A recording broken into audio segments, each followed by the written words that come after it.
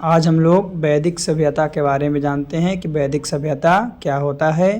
तो वैदिक सभ्यता कहने का मतलब है कि सिंधु घाटी सभ्यता के बाद, जो सिंधु घाटी सभ्यता है उसके बाद भारत में जिस नवीन सभ्यता का विकास हुआ उसे ही आर्य अथवा वैदिक सभ्यता अथवा वैदिक काल के नाम से जाना जाता है। यानी जब आपका सिंधु घाटी सभ्यता खत्म हुई उसके बाद नया जो सभ्यता आया उसी को वैदिक सभ्यता या आर्य या वैदिक काल के नाम से जाना जाता है।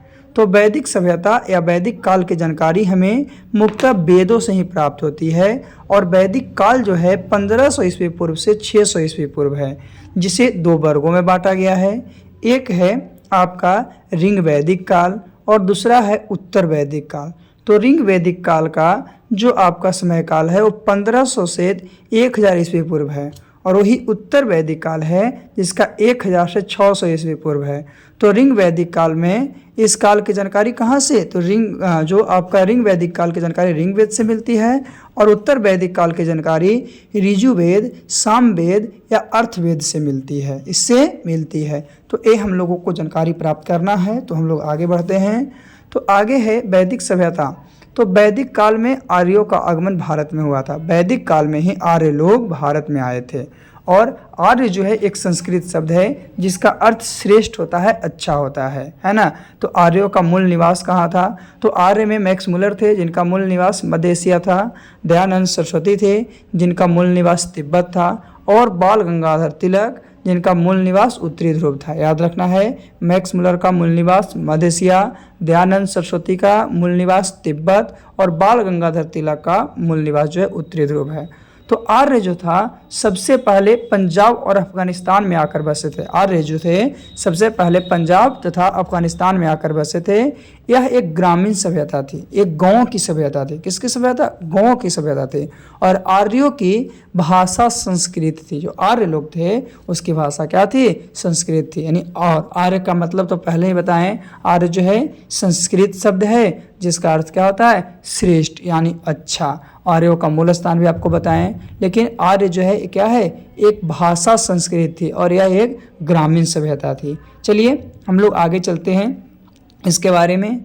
तो आगे है आर्यों की प्रशासनिक इकाई। आर्यों की जो प्रशासनिक इकाई थी वो 5 भागों में बटी हुई थी। आर्यों की प्रशासनिक इकाई 5 भागों में बटी हुई थी। कौन कौन, तो ये आपका कुल हो गया, ग्राम हो गया, विष हो गया, जन हो गया और राष्ट्र हो गया। ये 5 कौन, कुल, ग्राम, विष, जन और राष्ट्र। तो कुल कितने वेद हैं, कुल जो है 4 वेद हैं। कुल वेदों की संख्या 4 है। कौन, ऋग्वेद, ऋजुवेद, अर्थवेद और सामवेद। अर्थवेद और सामवेद। तो ऋग्वेद सबसे प्राचीन वेद है जिसमें 10 मंडल हैं, 1028 सूक्त हैं एवं 10,462 ऋचाएँ हैं।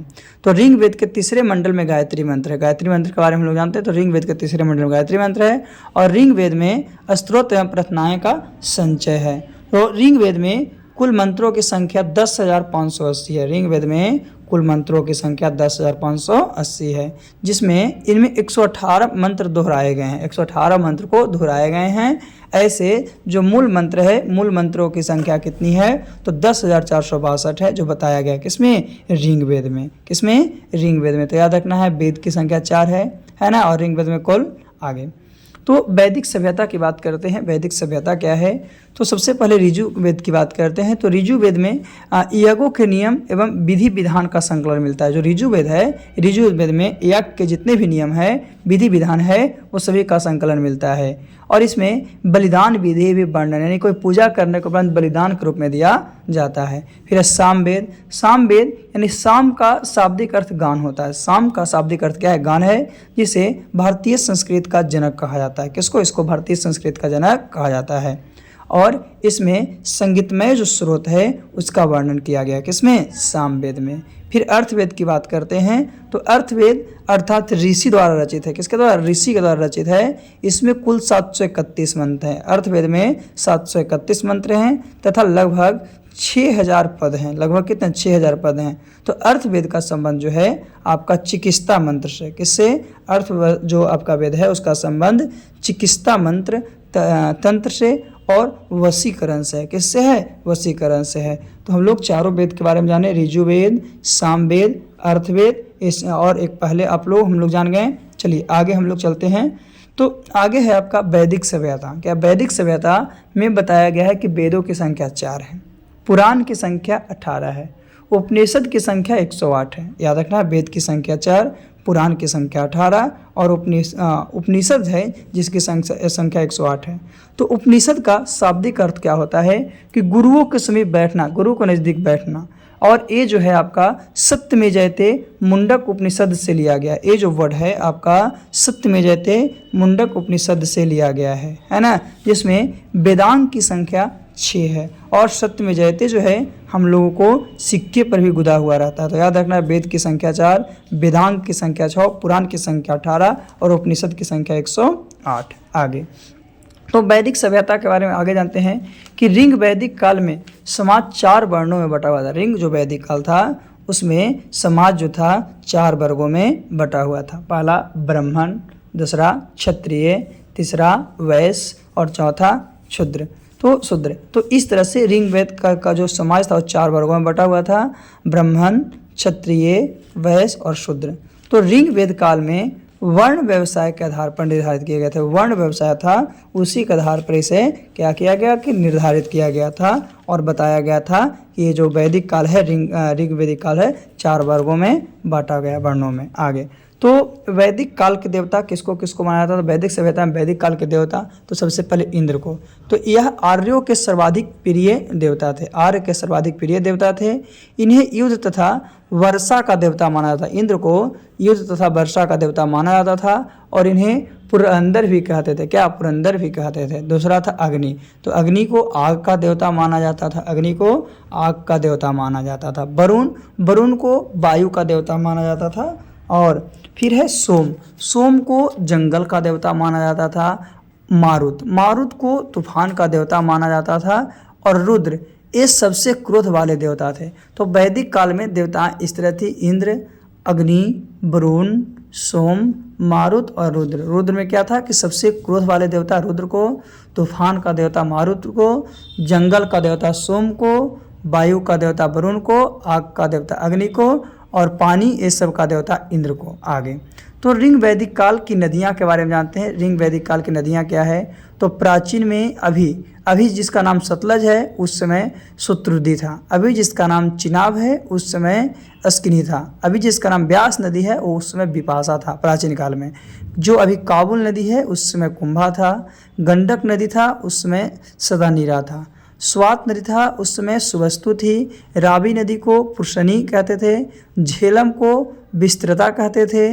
घग्गर को सरस्वती या दृजस्ती कहते थे।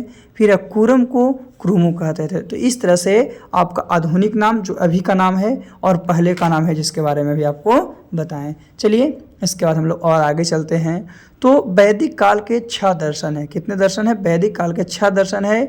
तो वेद और उपनिवेश को पढ़कर 6 ऋषियों ने अपना दर्शन गढ़ा है। वेद और उपनिवेश को पढ़कर 6 ऋषि ऐसे हैं जो अपने दर्शन को गढ़े हैं। इसे भारत का षड दर्शन कहते हैं। सबसे पहला है सांख्य दर्शन, कपिल को। सांख्य दर्शन किसको? कपिल को। न्याय दर्शन गौतम को, न्याय दर्शन गौतम बुद्ध जिसको है। फिर योग दर्शन पतंजलि को, योग दर्शन किसको? पतंजलि को। फिर है वैशेषिक दर्शन जो है आपको कनाद्र को, वैशेषिक दर्शन जो है कनाद्र को। फिर है उत्तर मीमांसा जो है आपका वादयारण को। और फिर है पूर्वी मीमांसा जैमिनी को। पूर्वी मीमांसा किसको? जैमिनी को। तो इस तरह से 6 ऋषि जो हैं अपना दर्शन को क्या किए हैं? गढ़े हैं। कौन कौन? कपिल, गौतम, पतंजलि, कनाद्र, बादरायण और जैमिनी, है ना। चलिए और थोड़ी सी हम लोग इसके बारे में जानकारी प्राप्त करते हैं।